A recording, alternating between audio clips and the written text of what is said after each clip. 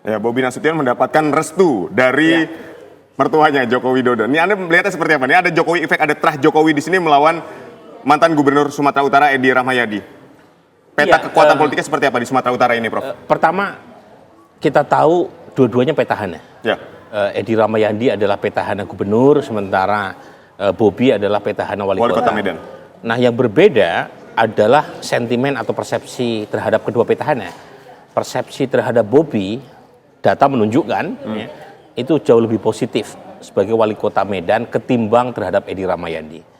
Jadi mengapa survei-survei kredibel termasuk Kompas TV, Indikator itu menunjukkan Bobi akan mendapatkan perolehan di atas 60%. Itu karena sentimen terhadap Edi Rahmayadi sebagai gubernur itu cenderung kurang positif dibanding Bobi. Itu satu faktor ya. Teorinya namanya rational choice. Jadi kalau misalnya seseorang petahana dipersepsi positif, pengukurannya biasanya melalui konsep approval rating atau sosiotropik, ya, itu tentu akan lebih memudahkan untuk dipilih. Demikian juga sebaliknya. Nah, yang kedua, ini faktor mesin. Jadi kita tahu Bobi itu didukung oleh seluruh kekuatan politik di luar PD Perjuangan. Jadi mesin politiknya itu jumbo. Ya. Kemudian mendapatkan dukungan dari mertuanya yang kita tahu punya dukungan cukup kuat di daerah Toba. Di Toba itu ada mayoritas Batak Toba Kristen, ya. Mulai dari Samosir, Tobasa, kemudian Dairi, kemudian Tapanuli Utara, itu mayoritas mutlak pendukung Pak Jokowi yang kali ini menurut survei-survei itu ya cenderung memilih Bobi. Sementara saat yang sama Pak Jokowi yang lemah di daerah Mandailing Natal, di daerah Melayu, sebelumnya itu basis Pak Prabowo, sekarang juga dukung Bobi karena Bobi adalah politisi Gerindra. Jadi dua kekuatan bersatu melawan petahana yang approval ratingnya rendah.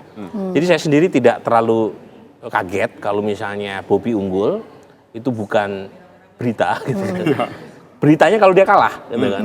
Meskipun kalau lihat exit poll sepertinya konsisten dengan data survei pra-pemilu. Berarti artinya mesin partai politik ini punya pengaruh yang begitu signifikan ya dalam pemenangan ini ya? Pola umumnya adalah personality. Orang nggak mungkin milih kalau nggak kenal. Itu satu. Yang kedua adalah kita personal quality tadi. Yang kedua adalah persepsi terhadap kinerja. Kalau misalnya kinerjanya positif, persepsi itu bisa match dengan fakta, bisa tidak. Tetapi dalam politik, perception much more important than fact. Jadi kalau misalnya persepsinya itu positif, itu akan memudahkan buat siapapun calon yang terasosiasi dengan petahana untuk menang. Nah itu yang saya kira membuat Pak Edi cukup struggling karena persepsi beliau sebagai gubernur Sumatera Utara di periode pertama itu kurang positif. Nah ini jadi isu. Di saat yang sama mesin partainya terbatas.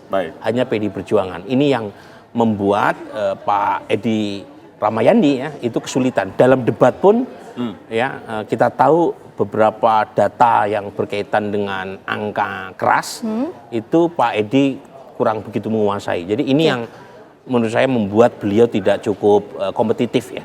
Jadi Sumatera Utara, Jawa Barat, Jawa Timur ya, itu tidak kompetitif di antara provinsi-provinsi besar. Dalam pengertian calon gubernurnya sebenarnya udah kita bisa tebak bahkan sebelum pemilu itu dimulai. Menarik, karena kita akan dalami soal itu Aditya ya. Betul sekali. Baik, ini kita Sumatera Utara. Apakah Mas Dori setuju dengan apa yang dikatakan oleh Prof. Burhan tadi? Ada beberapa faktor yang menguatkan Bobi Nasution di Sumatera Utara.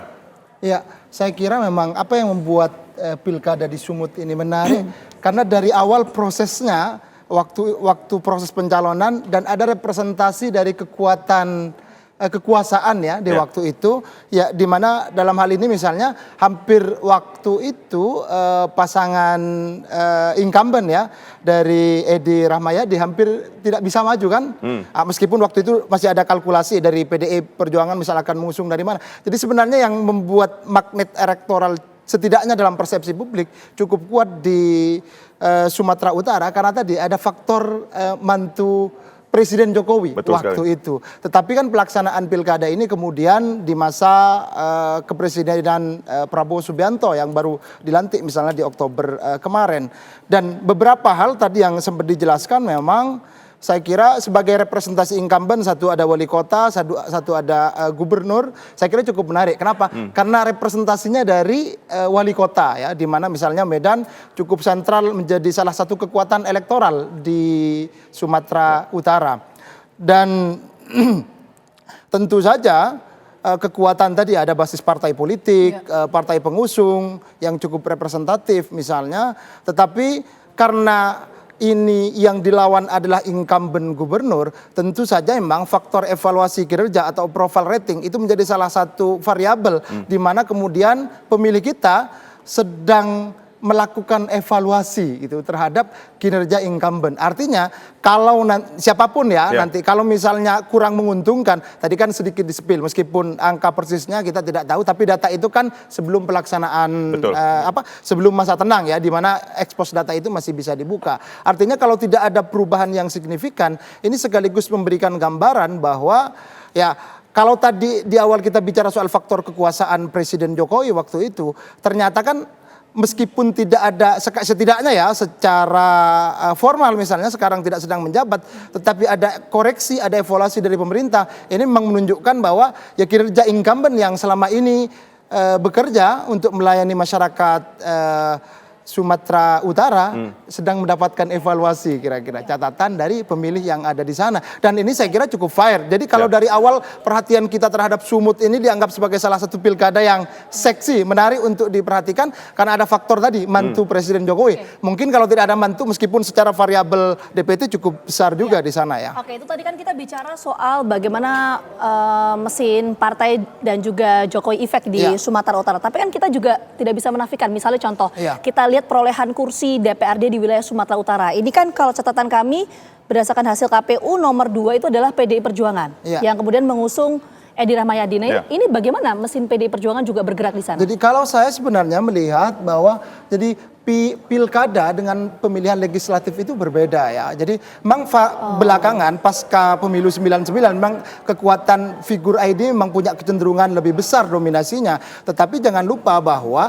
kontestasi pileg itu adalah kontestasi partai, di mana figur-figur sebagai figur-figur calon legislatif juga punya sokongan. Tapi jangan lupa ini pertarungan partai politik, sehingga mesin partai itu pasti secara aktivasi mesin partai pasti akan sangat kuat. Tapi beda kalau ini pilkada gitu, di mana kekuatan figur ya yang sangat dominan, dan kerap kali kita temukan misalnya di beberapa daerah justru mesin partai politik yang didukung oleh partai yang gemuk misalnya itu tidak justru kemudian juga secara implementatif diikuti oleh dukungan dari konstituen ataupun simpatisan partai-partai tersebut. Bahkan mungkin beberapa pengurus partai misalnya kadang ada yang cenderung ogah gitu kan untuk memberikan dukungan. Nah ini saya kira jadi catatan kita bersama ya soal ketokohan itu dominan ya kalau di pilkada. Itu berlaku di semua daerah atau gimana Mas Pangi?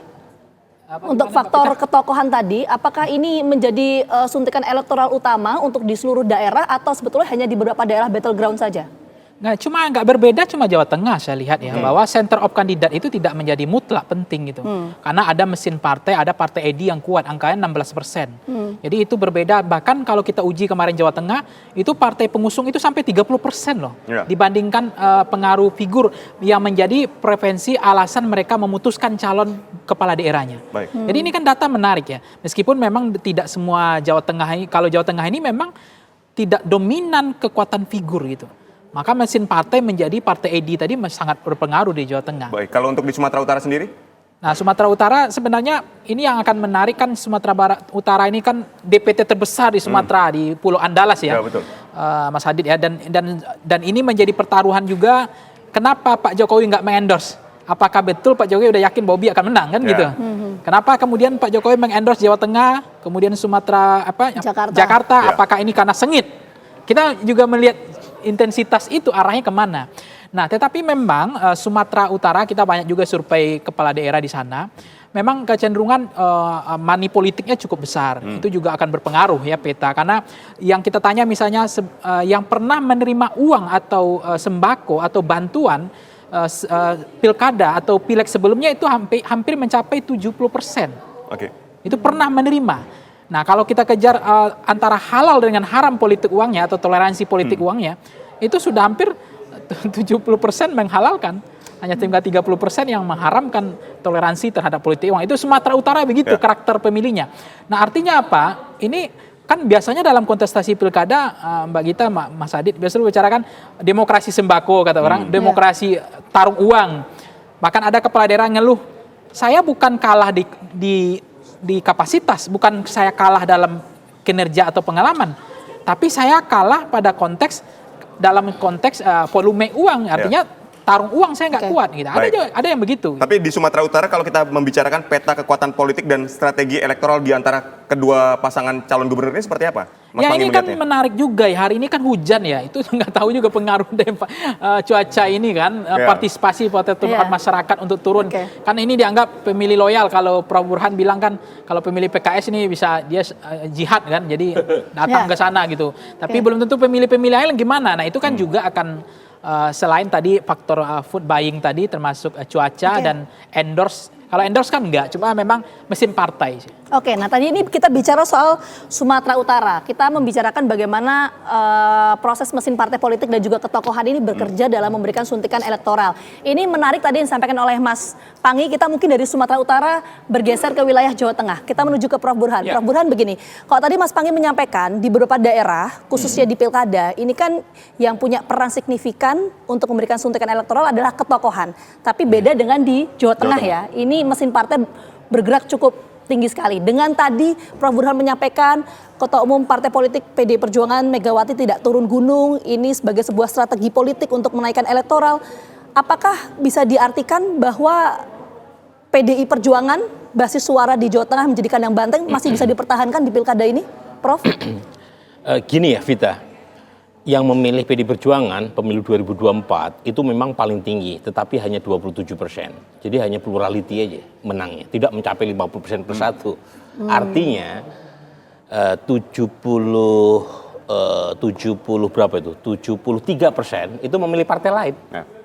Nah, dan itu yang menjelaskan mengapa dalam Pilpres 2024 kemarin, meskipun PDI Perjuangan unggul di Jawa Tengah dan ini adalah kandang banteng, tapi capres yang diusung kalah. Betul. Karena tadi faktor utamanya dalam pemilu langsung adalah personal, ketokohan, individu yang dijual. Ya, jadi itu yang menurut saya harus jadi catatan buat PDI Perjuangan, karena bagaimanapun faktor tokoh yang dijual itu harus mampu menarik pendukung di luar dari kandang banteng, karena hanya 27% tadi. Dan jangan lupa wakilnya Pak Andika juga kader PDI Perjuangan. Nah ini agak beda dengan Pak Lutfi, dia memilih figur dari tokoh NU, mantan wakil gubernur, terpilih sebagai anggota DPD dengan suara terbesar, putra dari almarhumullah Kiai Haji Maimun Zubair. Jadi sebenarnya akan jauh lebih positif kalau PDI Perjuangan mengambil segmen pemilih santri. Karena di Jawa Tengah, Vita, itu pemilih NU besar sekali. Nah kalau misalnya tidak terwakili, entah itu sebagai calon gubernur atau calon wakil gubernur, itu bisa jadi constraint buat PDI Perjuangan untuk mencari basis di luar dari perjuangan. Supaya dapat 50% persatu. Bukan hanya dari basis kandang banteng, tapi juga dari basis santri. Bisa mempertahankan nggak tuh PDI Perjuangan sebagai basis kandang banteng? Singkat, Prof. Burhan. Nah, kalau dari survei saya sebelum pemilu, memang Lutfi yang unggul. Meskipun saya punya angka exit poll-nya, tapi kan saya nggak boleh merilis. Baik. Ya, Sampai tetapi jam 3. survei pra pemilu saya udah unggul signifikan Lutfi, ya, selisih 7%. Tapi trennya naik. Nah, kalau ditanya apa penyebabnya? Orang boleh suka tidak suka, tapi faktor Jokowi masih matters di Jawa Tengah. Mungkin tuah Pak Jokowi di Jakarta tidak sekuat di Jawa Tengah, tetapi orang suka tidak suka itu yang menjelaskan mengapa elektabilitas Pak Lutfi Tuah meningkat. Pak Jokowi di Jawa Tengah di kandang banteng, nanti kita bahas Mas Luri usai jeda. Tetaplah di Rakyat Memilih Pilkada Serentak 2024.